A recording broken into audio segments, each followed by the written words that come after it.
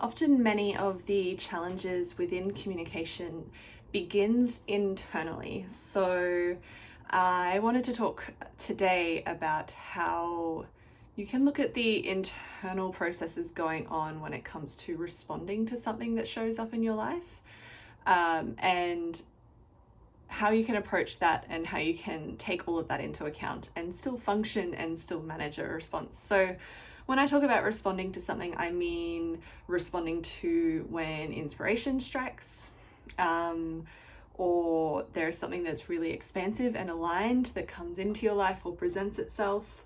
But it might be the same thing that makes you feel terrified to respond, or not know how to respond, or not know what to do first.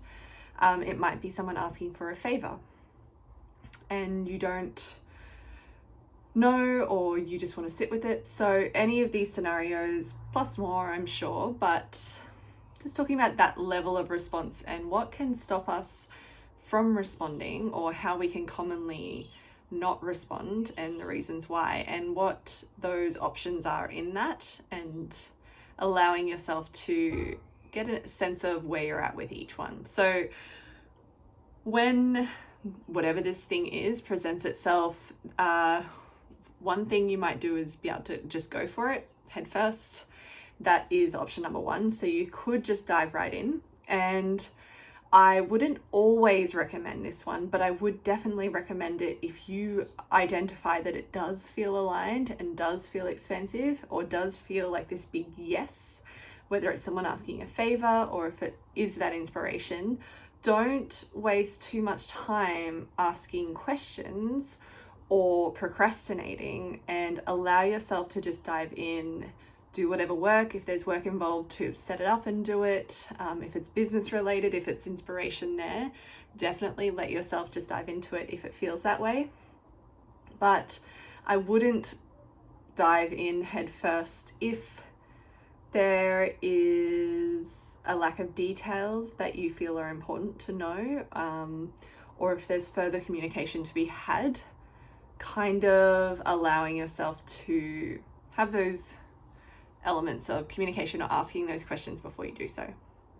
Option number two that you could take is to do exactly that, is to take the time to process and ask questions so that you're responding instead of reacting. And this one actually means that you are actually spending time sitting with it before deciding. It's not something that you're just putting off and then making a decision later. You're actually sitting with it and checking in and seeing how that feels. So you can process, you can ask questions if you need more information, or if there's something you're not sure about, or if there's something that needs to be worked out.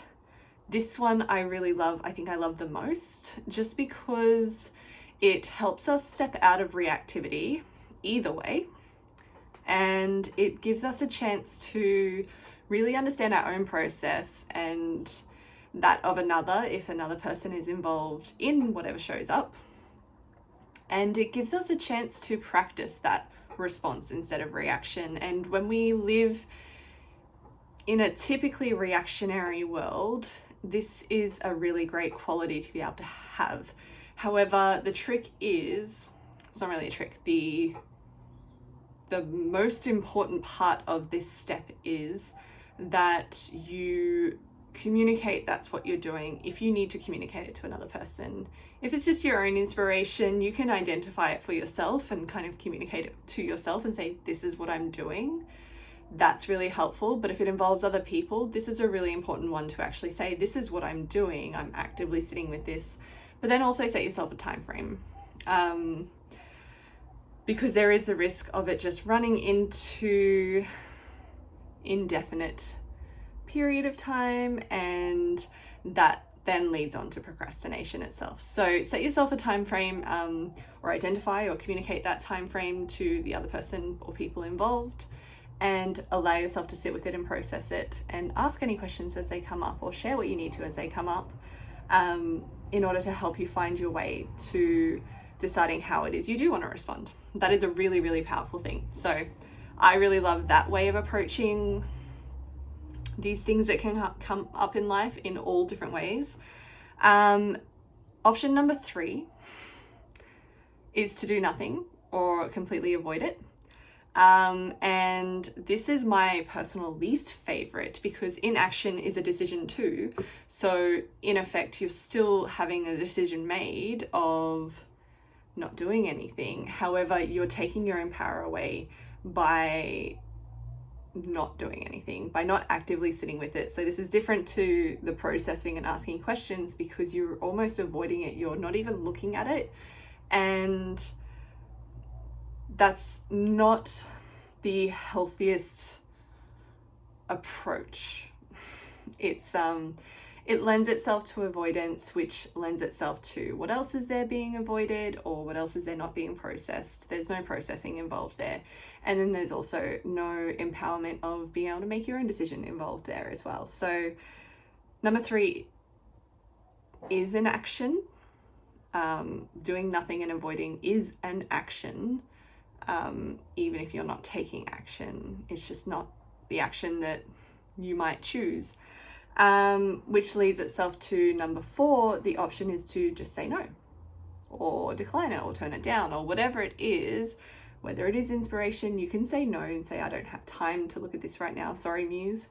Or you could say no kindly to someone who's asked you a favor and said, actually, I need to take care of my energy for whatever reason, like whatever it is, I'm feeling really drained, so I'm just going to take care of my health or whatever it is for you.